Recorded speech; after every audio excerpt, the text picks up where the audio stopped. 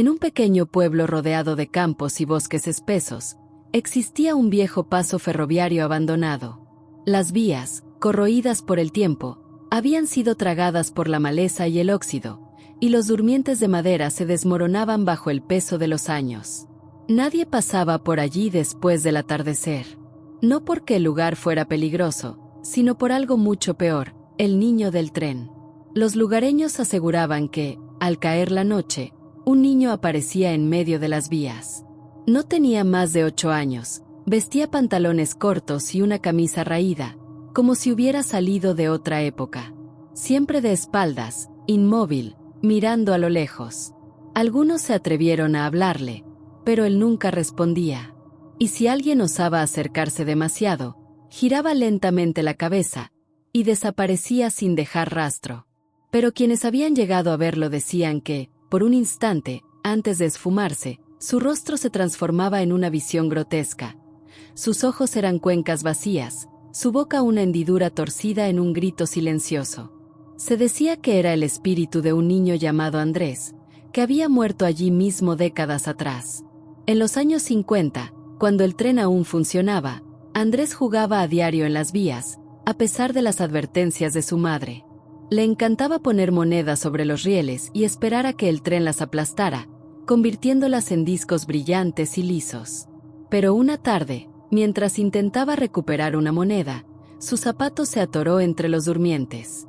El tren venía, el silbato resonaba con fuerza.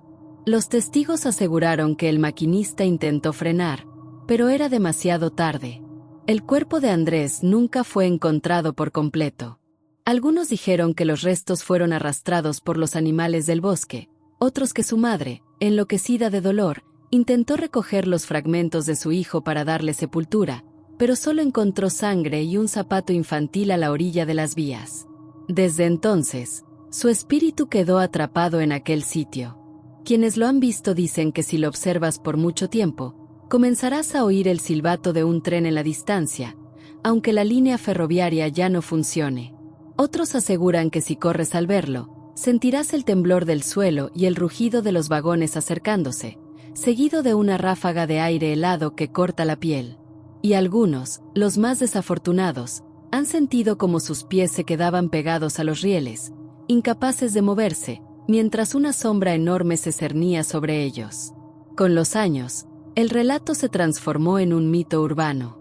Pero cada cierto tiempo, alguien desaparecía en los alrededores.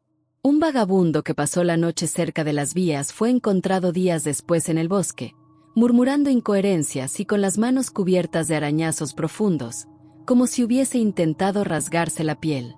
Un joven del pueblo, que se jactaba de no creer en fantasmas, fue a probar su valentía junto a sus amigos. Lo encontraron al día siguiente en el centro de las vías, con los ojos abiertos de par en par, su rostro congelado en una expresión de terror absoluto. No había rastro de lo que había visto, pero su cabello, antes negro, había encanecido por completo. Otros viajeros han contado que, al caminar por la zona de noche, han sentido pequeños golpes en sus bolsillos, como si algo invisible jugara con las monedas que llevaban consigo. Algunos, tras salir corriendo del lugar, han encontrado monedas antiguas en sus ropas, añejas, con fechas imposibles. Pero lo más aterrador ocurría cuando el silencio se apoderaba del lugar. Aquellos que se atrevan a quedarse lo suficiente pueden oír, a lo lejos, el eco de un tren que ya no existe. Un estruendo de metal y vapor que se acerca cada vez más. Y si te atreves a mirar, si te quedas lo suficiente para desafiar la sombra del niño, podrás ver las luces de un tren fantasma iluminando la oscuridad. Un tren que no transporta pasajeros vivos, sino las almas de aquellos que han osado quedarse demasiado tiempo. El pueblo nunca ha intentado deshacerse de la historia. De hecho, es un relato que los ancianos cuentan a los niños para evitar que se acerquen a las vías. Sin embargo, algunos jóvenes han intentado desafiar la leyenda. Han ido en grupos, armados con linternas y cámaras, buscando captar pruebas de lo imposible. Algunos regresan con fotos borrosas de sombras en los árboles, con grabaciones de extraños lamentos en la brisa nocturna. Pero otros nunca han querido hablar de lo que vieron. Algunos simplemente desaparecen.